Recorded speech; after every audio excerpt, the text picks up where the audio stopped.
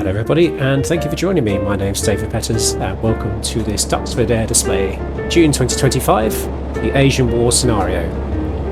Today I'm flying the Auster AOP6, or Beagle Terrier II as it's been upgraded to, in a 4-ship formation led by Phil Hardisty in the J3 Cub, Tom Turner in the J3 Cub on the right wing, and Matt Pettit in the Bird Dog.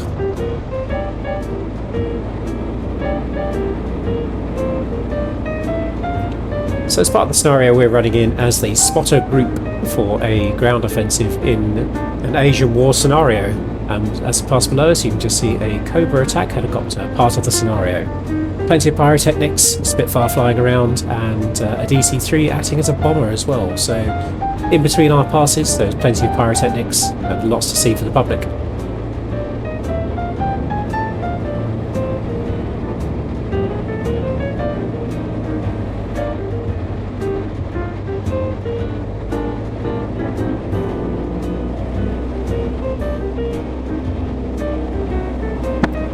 So do note the difficulty in flying dissimilar types, especially this Auster alongside a J3 Cub. Cub is flying pretty much flat out. See number 2 has slid underneath to cut the corner a little bit there. But you can also see my flap is deployed to give me a little bit of drag to keep the power, the engine in the power band, to keep on the inside of the turn.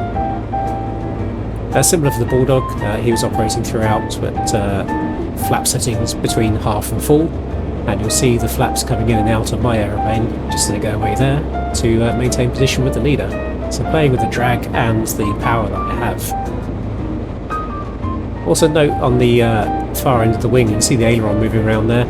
It was a bit of a blustery day. We had a off-crowd wind. You'll see us drifting around the corners away from the crowd throughout. This made it a little bit turbulent throughout the day, and these are very light aeroplanes as well.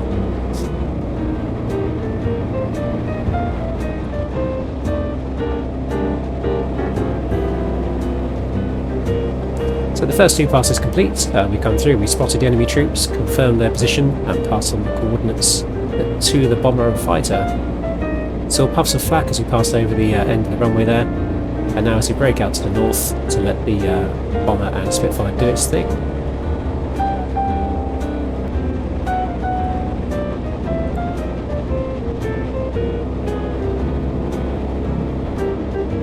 Repositioned at the far end of the airfield to the north, moving into finger 4 position. So you see the Bird Dog's moved out to the right hand side.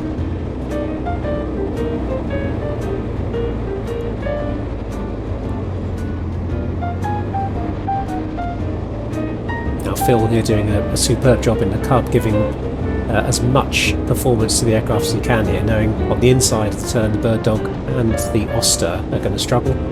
But also bearing in mind the 2 J3s are at the top end of their performance band, so flying the corners to work for all of us there as best he can.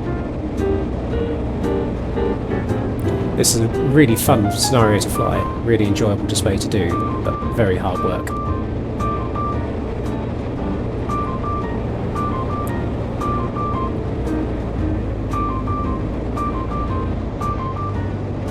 So you chop to the far end of the display now. We're running in diagonally across the western threshold over the land warfare, if you know Duxford Museum. Going to make our next pass along to see how the bombing and fighter bomber missions have gone.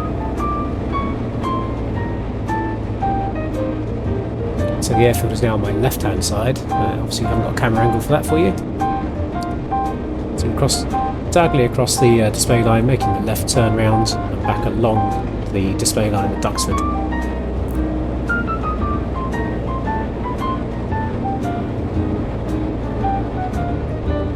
For those of you wondering, the small propeller you can see on the wing on my aircraft there, that's actually the wind-driven generator, so it's charging the batteries. Doesn't provide any thrust, unfortunately.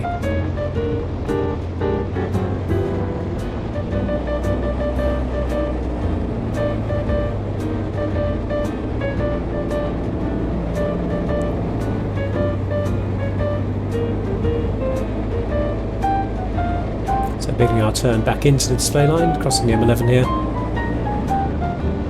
And from this pass we'll be braking into our circuit to land, so left hand brake, so I'll be out first.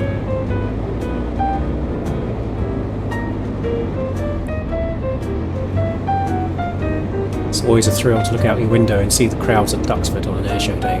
It's a phenomenal place to display.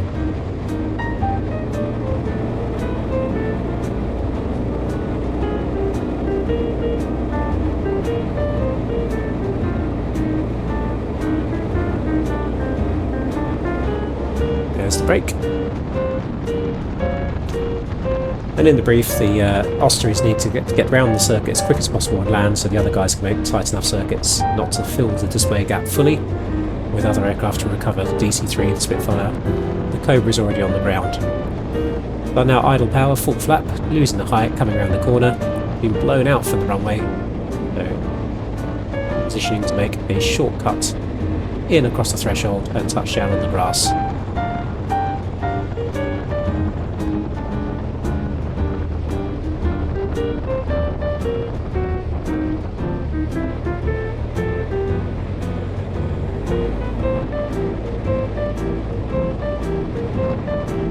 Always the most nerve-wracking bit is getting a nice landing in front of a crowd.